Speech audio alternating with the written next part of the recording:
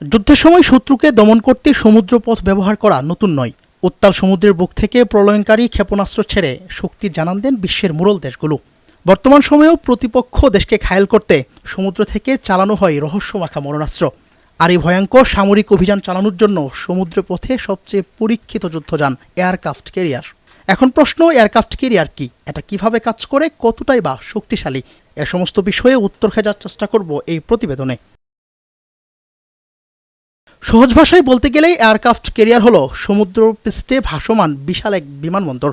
এই বৃহদাকারের জাহাজগুলো দেখতে হুবহু একটি শহরের মতো, তবে সেটা বসবাসের জন্য নয়, বরং শত্রুকে আকস্মিকভাবে আক্রমণ ও সমুদ্রপৃষ্ঠকে নিরাপদ রাখতেই রাষ্ট্রের এক অভিনব কৌশল। দানবীয় এই রণতরীগুলোতে অগণিত যুদ্ধবিমান, হেলিকপ্টার, অস্ত্রগুদাম এবং হাজার হাজার নৌসেনাকে প্রস্তুত রাখা হয়েছে। বিমান অবতরণ ও উড্ডয়নের জন্য জাহাজে রাখা হয় ৮ থেকে ১৩,০০০ ফিটের রানওয়ে। শত্রুকে আক্রমণের সময় ফ্লাইট ডেকে থাকা ক্যাটপল্টকে কাজে লাগানো হয়, যা চোখের পলকেই সমুদ্রপৃষ্ঠ থেকে বিমান আকাশে ছুড়ে দেয়। অবতরণের সময় বিমানের নিচে থাকা একটি বিশেষ হুক ডেকের উপর বিছানো তারে আটকে যায়। সেই সাথে ফ্লাইট কন্ট্রোল সিস্টেমের মাধ্যমে নিয়ন্ত্রণ করা হয় যুদ্ধবিমানের গতিপথ। রহস্যময় এয়ারক্রাফট ক্যারিয়ার তৈরির প্রাথমিক ধারণা আসে ১৯১০ সালে।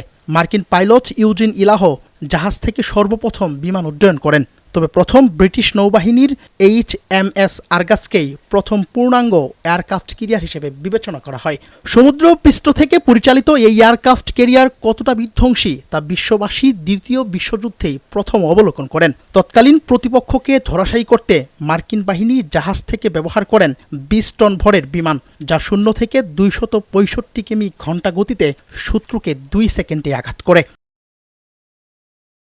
বর্তমান পৃথিবীতে স্থল আকাশ প্রতিরক্ষা ব্যবস্থার মতোই সমুদ্রপথেও নিজেদের শীর্ষস্থান দখল করে আছে মার্কিন যুক্তরাষ্ট্র। তাদের সমুদ্রের অতন্ত্র প্রহরী হিসেবে নিয়োজিত রয়েছে ১১টি এয়ারক্রাফট ক্যারিয়ার, যা বিশ্বের আর কোনো দেশের নেই। ২০১৭ সালে যুক্তরাষ্ট্র সংযোজন করেন অত্যাধুনিক USS জেরাল্ড আর ফিল্ড যুদ্ধজাহাজ, যার দৈর্ঘ্যে ১১০৬ ফুট, ওজনে ১,০০,০০০ টনের চেয়েও বেশি। বিশ্বের সর্ববৃহৎ বিমানবাহী এই রণতরীটি ২টি পারমাণবিক রিঅ্যাক্টরের মাধ্যমে পরিচালিত হয়। সকল দেশের সমুদ্রপথে এয়ারক্রাফট ক্যারিয়ার না থাকলেও সামরিকভাবে স্বনির্ভর দেশগুলোর আগ্রহের তালিকায় রয়েছে প্রলয়ঙ্কারী এই যুদ্ধযান।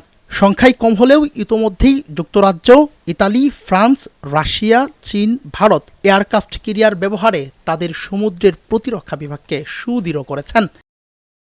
জুবায়ের হাসান, নয়া দিগন্ত।